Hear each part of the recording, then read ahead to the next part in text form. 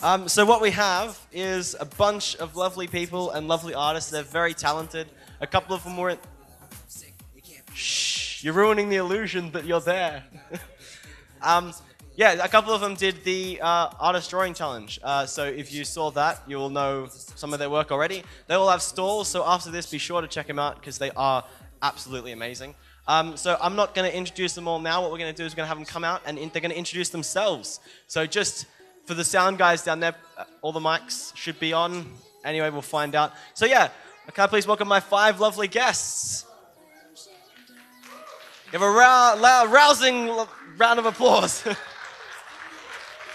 Yeah!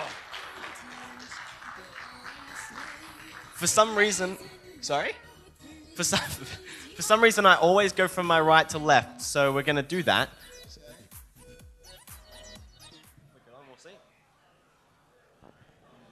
Oh, thanks, man. G'day, guys. My name is Paul Abstruse. I'm a professional comic book artist and a tattooist. I have been working in the comic book industry for probably about 14 years now as a professional. I've worked on such titles as My Little Pony,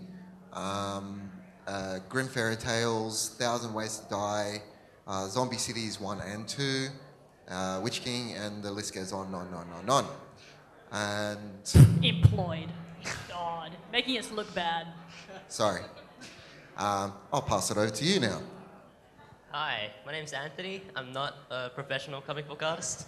I like to draw... Get out of here. Sorry. I like to draw small horses. Oh.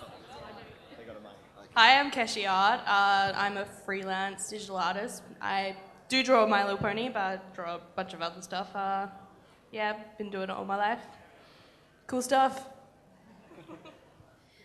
Hi, I'm KeyFeathers. I've been working as freelance for a few years, and I'm working as a comic artist, a concept artist, and that's about it. She totally has a table in there. You can buy all this stuff at too. We all do. My name is Erika, or Carnival, or Party Popper, whichever you prefer. I moonlight as an artist. I like to think I'm professional, but it's mostly just freelance stuff. I also have a table, so come buy stuff. And yeah, I do a podcast and some other things as well. So I'm not sure if any of you heard of ACFA at all. Oh, the one fan is in the house. Yeah. Oh, I love you too. So yeah, mainly I do like anthro-y stuff as well as anime-ish stuff, and My Little Pony has cropped up, so that's the flavor of the month. Just quickly, we have an announcement, so we're just going to interrupt the panel for about 10 seconds. All right, everybody, listen up. We are going to have a last chance signings for the voice actors. So if you have not got a signature or a photograph with the voice actors, then you will need to go up past the minor stage room at between 1 p.m. and 3 p.m. If you miss out on that chance, then that's it. There's no more signings or photographs. Cool. All right, so the way this panel is going to run is the way that every other panel has been run, unsurprisingly. Starts at the beginning and ends at the end. Sorry? Starts at the beginning and ends at the end. Oh, I was going to start at the end. Ah, well, you've been doing it wrong whole con. What are you doing? These people came here today to start at the start. All right, so... So what's going to happen is we're going to talk amongst ourselves. I am not an artist. Get out. God! You're ruining it for everyone. I should have entered the drawing challenge and just drawn stick figures for Yeah, I know. But yeah, so I'm here to be the comic relief, even though I'm not particularly funny. And we're going to go over techniques and tips because this is meant to be about these guys, but also informative. So you guys are meant to learn something. It's like school. Learning is fun. And then we're going to go to you guys for questions. Yeah. So think of questions now. Good, tough technical so that there's questions. no awkward. Yeah. Like topical questions, and then like think of them now so that it's not all awkward later. Okay. Well, first of all, despite popular belief, everything starts in a bathroom to the left of the stage. That's where the magic happens. We all know. We were just there. Yeah. So, well, I know, like, from a different creative perspective, a bathroom is where a lot of my inspiration comes from, either whether it's showering I know, or... we can hear it. I don't want people to tell me they can hear my bathroom inspiration. You got our attention for it, man. You're like, everyone. I'm using the bathroom. I was like, thanks. Is there a particular place or way that you guys get your inspiration, or do you kind of just sit down and go, let's draw?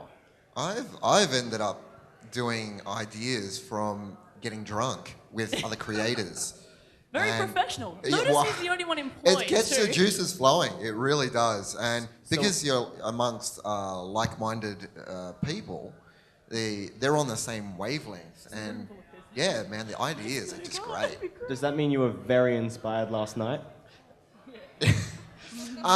Yeah, look, we did come up with some interesting ponies. Don't tell us about them, because I know the ponies you're talking This is about. a PG. Yeah, please keep Yeah. PG. Yeah, you're ruining the magic. Don't tell him how. No. So what about There to our was left? plenty of Everyday magic. life. Everyday life is where you should draw inspiration from if you're an aspiring artist at all. Like, something weird happens at work, you see a strange thing. Sometimes it's just hearing music. Draw from it. Like, any weird story you can usually turn into something. Or when you start drawing from that, it turns into something completely different. It's still art. You've still got something by the end of it. So I'd say keep your ears and eyes open at every opportune moment, because there is something that will inspire you. I get mine typically in the shower. Right when I haven't got a pencil, I've got like hands full of shampoo, and I'm like, I need to be drawing right now. You just on the glass. It's like, yes, this is fleeting but beautiful. And no matter what your teachers tell you, when they tell you to stop drawing, don't listen to them. Listen to them. I drew all the time in school. Yeah. Can I recommend something for you guys? Those shower thinkers. If you go to a site called This Is Why I'm Broke, you can buy waterproof notepads and Yeah, waterproof but lead why pencils. would you do that when you could just get your tablet, put it in a giant zip seal bag, and go from there? That's much cheaper. Why spend like $600 when you could spend $7? Exactly. That's capital thinking right there. And when you're an artist and you live on the breadline, this is important. Saving tips as well. On what Key was saying though, like, yeah, just don't stop drawing. Don't listen to anyone. They'll say, oh, you can't make money off of art. You just draw cute little things. Totally can. Tell them to shut up because they're wrong. And most of us here, we've been making money today, so I know. I've Art seen at makes least money. $2. It's good. What yeah, we're trying to that say can buy a is- chocolate bar. Like, I know. come on. Future investment. What we're trying to say is, if you want to be an artist, you have to be a troublemaker, a rule breaker, just a general anarchist. A delinquent, a pisshead, and take showers. It's And all good. make sure you enjoy it. Like, don't do it just for the money. You have to do it because you enjoy it. So, yeah. Oh, actually, can I ask Art you is guys, fun. do you see a difference between artwork, play work, like what you want to do, and artwork work? Yeah. That was No. sense. Who are we asking? All of you. Let's go in a line. No. Let's go in a line. Start with Yes. you. No, it's all the same. I've been doing my art for so long now that I only think of artwork as a business. Oh, really? Yeah. Aw. Like, I enjoy what I do. I really do. Don't get me wrong. I love drawing ponies. I love drawing TNA and stuff like that and horror. But you got to think of it. If you're an artist, I always impart this rule. Be a business person first and artist second. Interesting. If you want to be a professional, you have to be professional about it. You have to think about it as a career, as a job. I suggest that people go do a course managing a small business and then be an artist. And do the artist thing while you're doing that. Because in order to survive in the industry, you have to be really smart. You have to be savvy. And it's really, really important. Yeah, And- that's the same for any creative kind of thing, I think. Well, at least that you're yes, doing. most Yeah. definitely. You Yeah, know, but that's about if you want to be successful as a. almost as a definitely. If you business want to make a person, yeah. living out of it and you want to Yeah. be happy what you do, and you want to be that small percentage of people that really enjoys their work, loves what they do, and get paid for it, that's what you got to do. You got to be smart about it. Yeah, like it definitely pays to be professionally edged whenever you have a thing that is professional. But yeah, like, so what? You never get days where you're just like, I just really want to draw blah for Oh, no one hell else yeah. to me. Okay, Oh, that hell still yeah. work?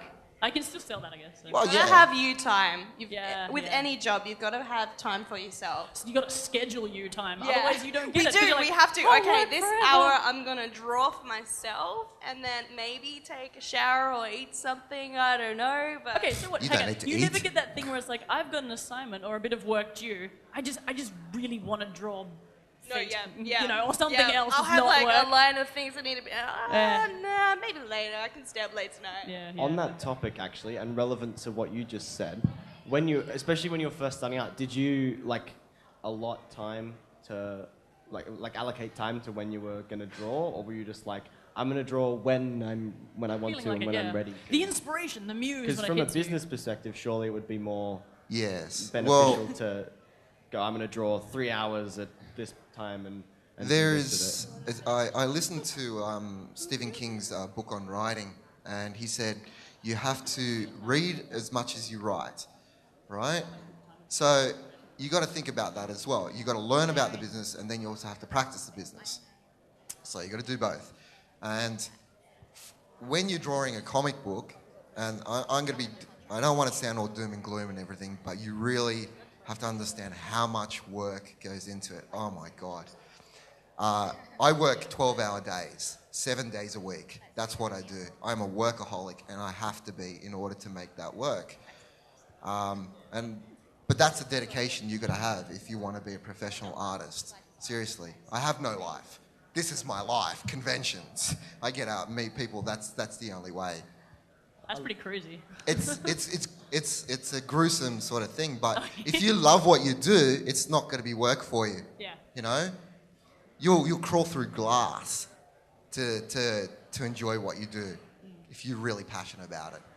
From a professional standpoint, I work as a concept artist at the moment for a company, and I do agree that you really need to have your own personal time. Like usually when I get home, I'm so tired, I just go to bed. But I do find that it's really good to sort of set yourself a little challenge for yourself every night. Like every day I try and do a sketch. I will sleep tonight. I will sleep tonight. Yes. I will and then sleep I will tonight. sleep. But yeah, like a little challenge is actually very useful. It doesn't have to be good. Just, you know, have a theme to give yourself and then just do something every night. Because as long as you keep your creative juices flowing, I guess, like, you know, you have to keep thinking of your own things. Because when you're working for a company, sometimes you sort of assimilate everything that you've been taught by them, but you don't branch out anymore because, like, you know, I work in Flash at the moment and I have to draw eyes in the exact way and I have to do hands in the exact way, and so you sort of lose what you sort of personally developed after a while. But yeah, so just keep doing your own thing as well. A lot of people like say, oh, I don't have what it takes to get better at drawing, or how do you get better? But there's no real secret. What you got to do is you just got to dedicate lots of time to it and keep practicing. Yeah, Practice, just keep going. Pencil, paper. 6 years later, it's slightly more round. It's how you do it. Can I ask you guys a question? Yes. Are any of you left-handed? No. That's why I can't draw. Actually, Don't listen to him. Don't listen to him. As a kid, or even now, I'm kind of jealous of lefties because, like, they're the creative ones and they have all the things. They're like, they're right-brained and The aren't creative so ones who expressive. can't draw. And I'm like, oh, right-handed, I'll never be as good. It'd be good. I wish that I was ambidextrous because sometimes I'm like, oh my God, if I lose this hand, I can't draw again. What will I do? I know, how are you supposed to eat a sandwich and draw? No, my sandwich eating hand as well. All right. So, I think we should start talking about like let's techniques. have some questions. We should start What? the panel. Oh, Shit. you want questions already? No, what? We've got another half hour. Oh, okay. What did you want to ask me? Sorry? Oh, me or them, sorry. Oh, you're eager to hear from people. Oh, no. What were you going to All say? I was going to say is because I thought like some kind of tips and tricks and techniques would be a good idea to talk about now. Like not in regards to how you do it, but in regards to what. Like as in drawing techniques, all that kind of stuff. That you guys do. have someone who's quite eager over there. Wow. I got one. Never be afraid to stuff up. Because no matter what, when you have your blank piece of white paper there and a pencil and a razor, you can always change it and try again. And even if you monk it up, even if you're halfway through inking it, you want to scrunch it up and throw it away, try again. There's always the ability to keep on going. And everything that you do, even if it's not perfect, teaches you for the next thing that you're going to do as well. So, like you were saying before about the setting small challenges thing, you could just do something as simple as I am going to make something, you know, pick a pony and be like, and here's an expression, roll a dice, whatever you want to do, and give yourself a little bit of a guideline. That actually helps you as well, because sometimes when you're staring at the blank white page and there's just so many limited options, it can be a little bit daunting, but just give yourself a little bit of direction. Even ask people for things. You get a lot of other newer artists who do like trades together or take requests and things like that. It's a really good way to start, and it's a really social way to sort of interact, and other people egg other people on and improve their skills through friendship and stuff, because it's magic. Kind of inappropriate. But yeah, don't be afraid to share. Don't be afraid to take critique as well is another thing that I would advise. You don't have to listen to it.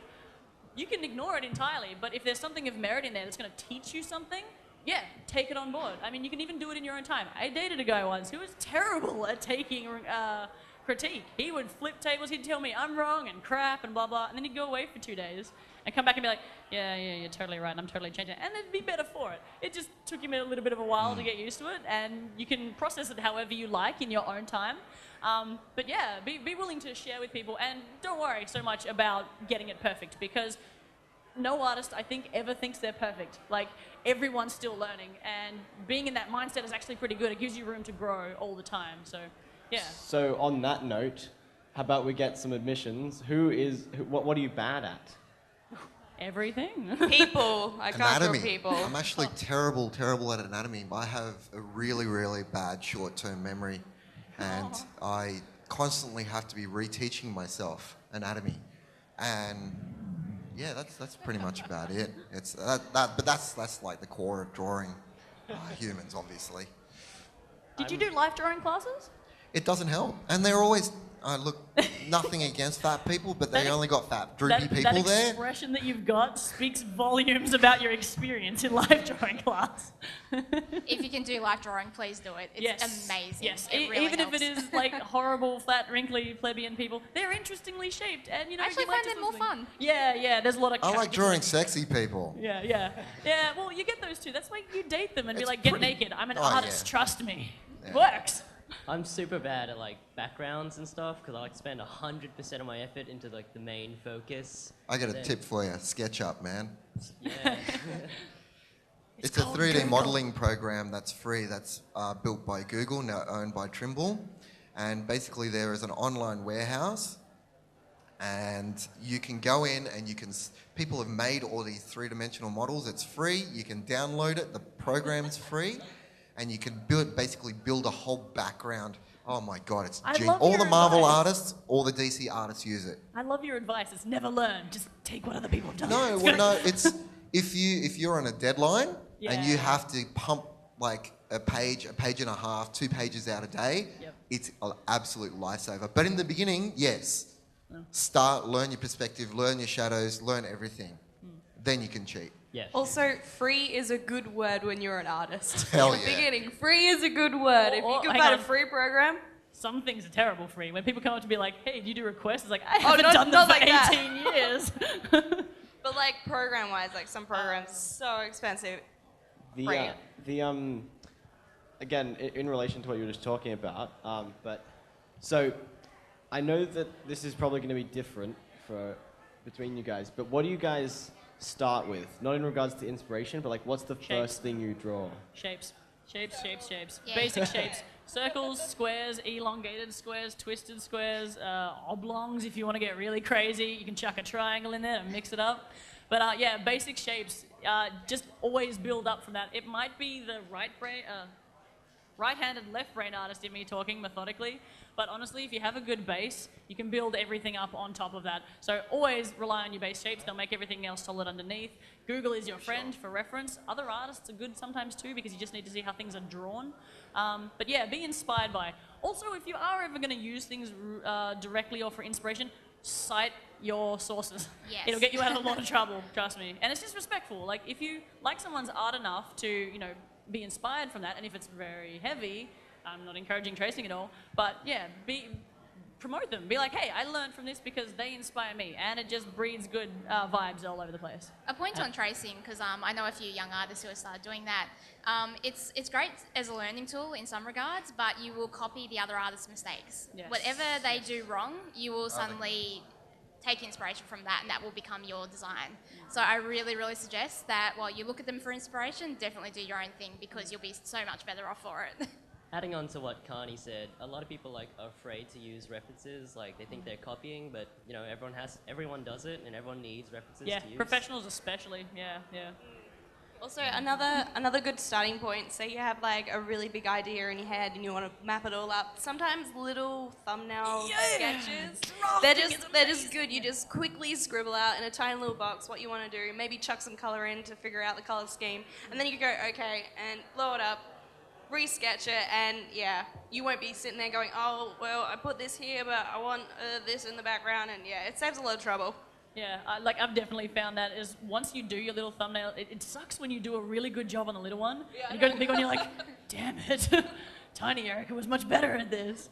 But yeah, that can give you ideas for how you want to, like, if that's working or not, you can build on it for your next piece as well. But yeah, pre-draft work is something that teachers always, or at least art teachers in my year levels, taught you to do, is do support work.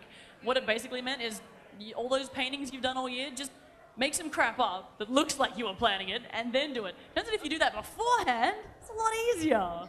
So yeah, you sort of learn that, I think, as you go. And actually, I wanted to ask, timelines and deadlines. How do you guys do with deadlines? Let's just go in a line. Deadlines. Yeah. Are they good for you? Do you find you can keep to them, or are they like scary?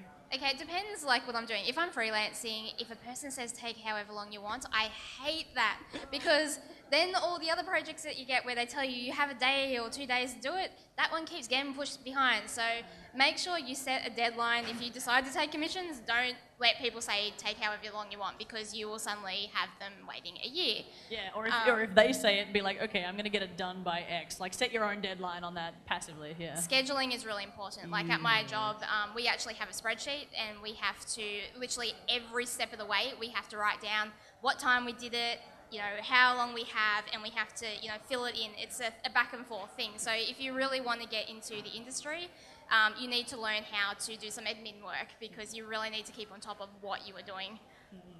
Deadlines, are they scary for you? Deadlines. Yes. Oh yeah, deadlines. What's your relationship with deadlines? He's probably better. He's a professional. Well, they've got dead in the title, so that's not a good Deadlines are start. pretty good.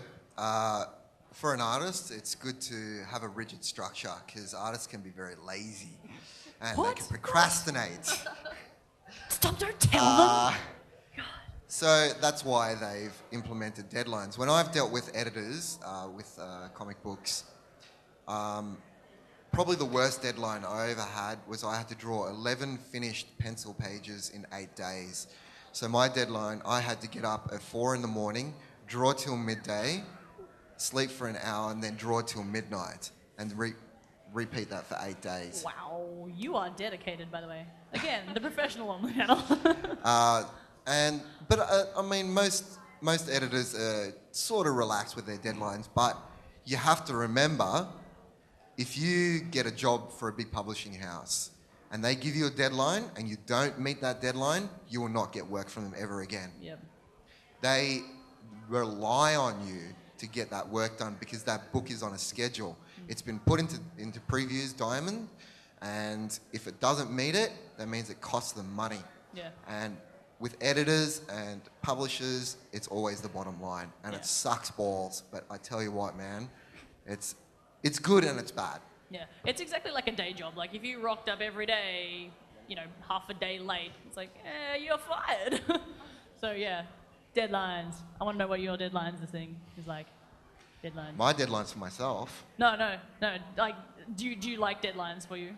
Yeah, I like deadlines. Yeah. I think they're great. Do you find you work better under pressure?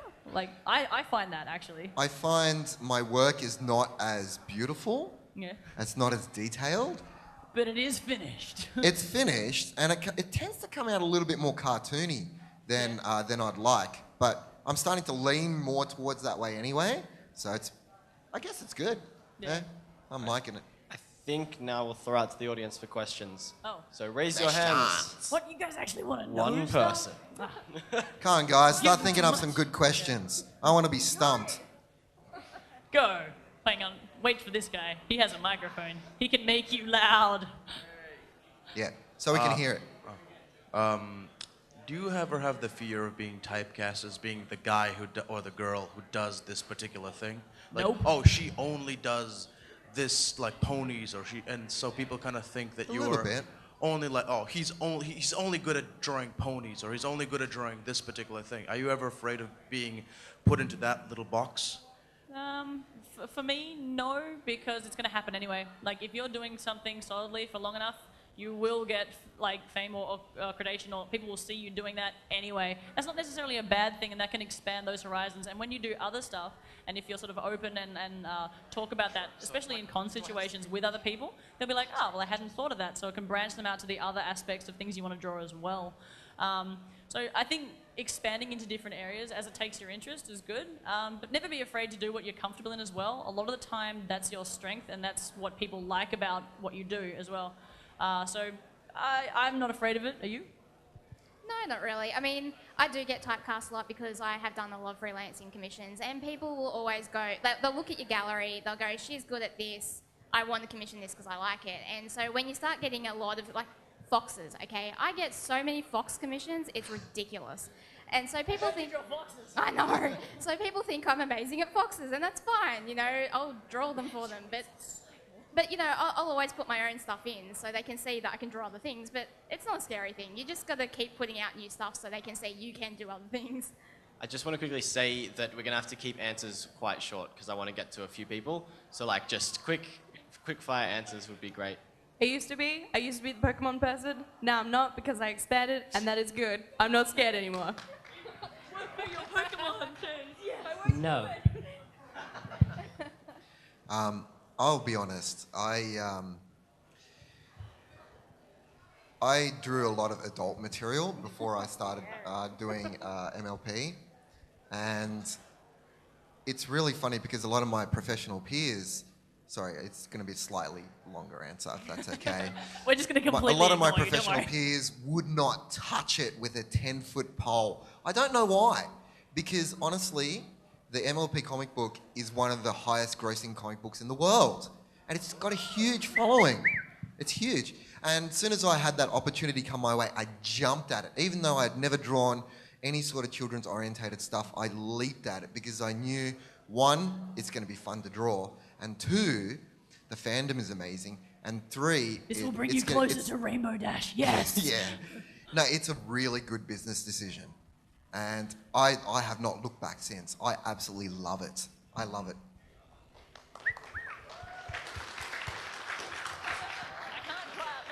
Okay, I guess I'm next. Good afternoon, I'm Joseph. I just got a question specifically for Paul. The rise of digital distribution of comic books. How has this affected the business? And you mean the digital? Yep. Okay, well, look, I guess with the introduction of digital stuff, there has been a slight shift in the market. Everyone in the beginning thought it was going to be really bad.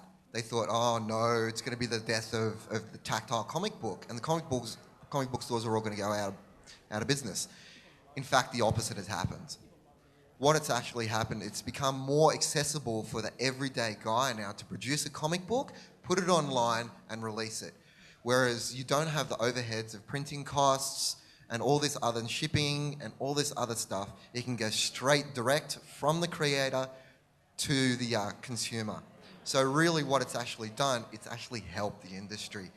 And from that, you actually get more interest in the real comic books. So people go out now and buy comic books to put in their collectors. And collectors will always be collectors. They will go out and they will get it and they love.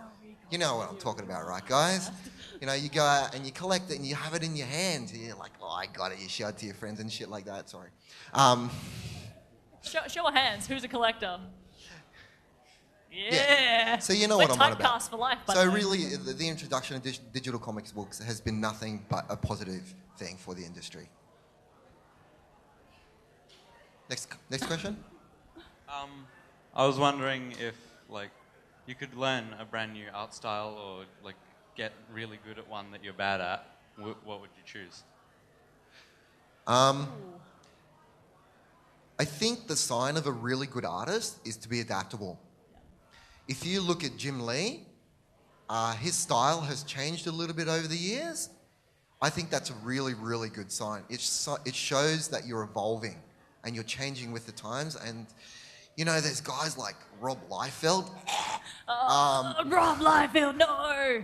Yeah, no, that guy still draws like he's from the 90s. He was bad then and he's bad now. You know? Jim Lee can still not draw any emotion on people's faces, though. Ah. I die a little inside every time his name is mentioned. I think most of these guys will agree with me that if you evolve, it's a really, really good sign. I was actually told that a really good artist doesn't have a style. You can be everything. Yeah. Like a lot of the time I'll find wherever the work you're going into takes you will teach you something as well. So, you know, if you say start to go into MLP comics, maybe you might learn a bit more about cartooning, which you can then equate into other styles and things as well. So never be afraid to learn anything from different things, whether it be self-driven or career-wise. But yeah, artists are constantly learning and probably always changing, even without knowing it as well, like in subtle ways or leaps and bounds, depending where their interests lie. But yeah, so some will change a little, some will change a lot. Everyone just does it at their own pace differently, I think. Mm-hmm. Cool. So yes, moving on to the next question, which is... Yes, have you been inspired by any of the classic artists like Renoir or Monet? And have you ever consciously imitated one of these sorts of people just as an exercise or for fun? Not consciously, actively, but a little bit. I have in some of like surrealist stuff as far as like color and form goes. It's good to sometimes just break out, and again, being inspired by stuff that's around you. That's why going to galleries and stuff is good. I have to admit, I'm pretty like newbie, and like a lot of my inspirations are closer to the field that I sort of specialize or like mainly lie in. But yeah, that's why being inspired by lots of other things sometimes can make you do something, even if it's in your field, it's with a new inspiration from something else. It's a little more left field. But not entirely and heavily. Sometimes I'll have slight nods and things like that to like, you know, the melting clocks and stuff, but not hugely. History is for nerds, by the way, so I don't take inspiration from anything older than me. I don't need you guys. Actually, with the traditional classics, I found that actually, because I work digitally a lot in Photoshop, I actually colour pick from some of these artworks. So I'll look them up in Google and I'll use my picker and I'll select some of the colours because they're amazing. So yeah, I do sometimes use them, not for the form, just the colour. I've been inspired by a bit of Art Nouveau stuff before. Like, I've done Art Nouveau styles because it's such a nice style and I look at it a lot. Nice colours and stuff. I'm a complete art snob. I do not look at any of those classic artists. I only look at comic book artists. I mean, that you can draw inspiration from it, but for me, I feel my purpose for being on this earth is to draw comic books. And so that's where I draw my inspiration from. Actually, it's only 3 artists that inspire me. It's J. Scott Campbell, Greg Capullo, and Joe Madureira. Those 3 guys have so much talent, it's disgusting. Okay, for those of you who are working in the industry of art, tips and tricks on how to promote yourself or get a job working as an artist. And for the people doing commissions, tips on how to promote yourself as doing commissions that you actually get paid for. Because everybody wants you to draw for them, but very few people are prepared to pay for it. Social media is your best friend. And conventions.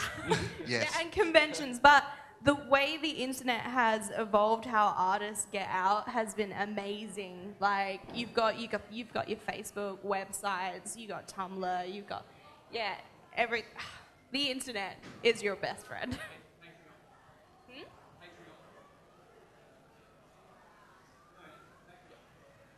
I'm sorry. Patreon. No. No. Okay. Is that the one right. where Like if you make something, crowdfunding people sort of will thing? pay you? So like... Yeah, Oh, no, okay. I've seen this. People like pledge a certain amount of money, so anytime you release a new work, okay. all the people who've pledged have given you That's money. probably something that's a little more down the track. If you're starting to break in... Yeah, you need a fan base for that. Well, yeah.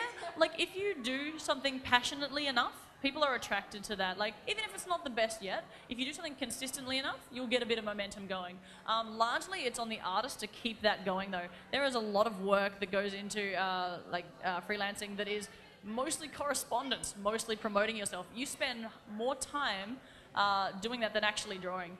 So things like keeping specials up or announcing stuff or keeping on the roll with it or doing consistent things, having self-set deadlines to have stuff up and keeping that consistent, that's what people will notice. Because there's so much competition out there that, you know, those who drop off get forgotten. So keeping on is the only thing I guess I'd recommend. It's made really accessible by things like social media. And as Paul was saying earlier, the publishers sort of getting to the digital age where you can get that out to consumers directly is really good for the artists. You'll see more turnover directly, and it means that you can start from almost nothing to going to that. But you've got to put the work in. It's basically just promoting and keeping on and getting people behind your cause and furthering it yourself. There's a lot of legwork involved with that, so yeah, keeping on going is what I'd recommend. All right, so we're running out of time, so I'm thinking 3 more questions, and then we'll start to wrap up. So I know this gentleman had a question. And we'll only have time to answer one. All right, so straight to you. Stand up for me. Let's do this. You again. Hi there. I was just wondering how you guys dealt with particularly rude or pushy commissioners. Like, for example... Boot to the head! Like someone, for example, who'd ask for 11 commissions and want them all done at the same time. Rude people who want commissions. Is that what you're asking? Yeah, he's asking essentially how do you deal with like rude commissioners? How do you deal with them? You deal with them with a professional attitude. You say, okay, thank you.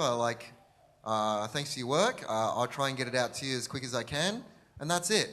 You treat every job. You know what? Editors sometimes can be really rude as well, and in fact, they're brutal, absolutely brutal with their critiques. They will not apologise and say, you know what? You probably should think about changing this. They'll go, no, this is shit. You need to change this. Sorry, I swore again. Yeah, but that is the truth. That is the whole truth. And you just have a professional attitude. Yeah, I do commissions quite a bit, and I've had quite a few of the rude ones. And you literally just got to stay professional and treat every client the same, you know, with respect and politeness, because they are still like wanting your art and giving you money, really. Like that's a high compliment, and you've got to think every client is another potential client, because if you do a good job anyway, they will tell their friends and they'll be like, oh, maybe I should commission this artist or, you know, get some art, and that just keeps spreading until you get a larger amount of people wanting it. So yeah, just treat them the same, all nice, even if they're really, really mean. When you step away, you can be like, oh, they were so mean, but yeah. And honestly, if they're such a butt, don't work with them again. You have the power to say no. Like, after you've finished your contract or whatever, and they're going to be a pain again, just politely decline. It's just a way to keep drama down. Otherwise, just out-nice them. It's like any other like customer service job, where it's just you try and be as nice as possible. And a lot of the time, if you give people benefit of the doubt, even if they're being a bit grumpy, maybe they're just having a bad day, it works out okay. But in the worst-case scenario, boot to the head. Not being a professional, I have the freedom to say whatever I want to them, but generally I find that most of the time it works better to just smile and wave and kind of back away. All right, so we have another question down here as well. Is there anything that you've drawn that's your favourite thing that you've ever drawn? Or if there's not, is there something that you enjoy drawing more than anything else? Yeah, well, let's go in a line. So I think a good way to do this would be quick fire down the line. One word, All right. one word. I like drawing really dark and disturbing things. From what you've described to me, I can vouch for that. It's usually whatever I'm doing at the time I like the best. Dragons. Monsters and dark things. Anything colourful that takes my fancy for the current time. Yeah, I love colour. It's amazing. Yeah, I could go on for more, but I won't. So, is there any more questions? I was just wondering, do you have any annoying habits that you do when you're drawing? Facebook.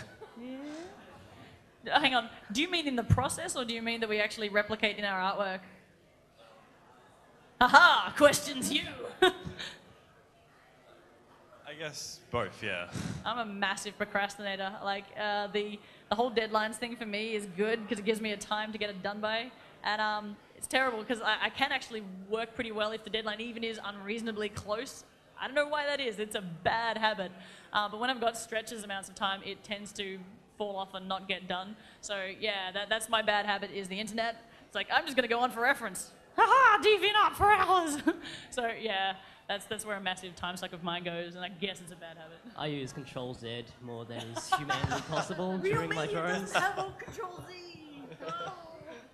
I used to draw everything to the left. It was a really strange habit. They would always be facing this way, and so then I had to force myself to face them that way, and yeah, that was a really weird habit. Cool. So, I think that just about wraps us up, and we've managed to finish on time, which is lovely. Excellent. I hope you guys have really found this informative. If you have any questions, I think you can always come up and ask us at our tables. I mean, I know there was a lot more that I could have added to the how do you get into being a professional artist. If you want to ask me more, feel free to come by. Anyone else as well? Out of pure curiosity for myself, hands up who is an artist. Yeah. Yeah. Yeah. Target audience. Right on. Yeah. Cool. And my hand was notably down during that. But okay, cool. No, so shall we get a round of applause for these lovely, lovely people?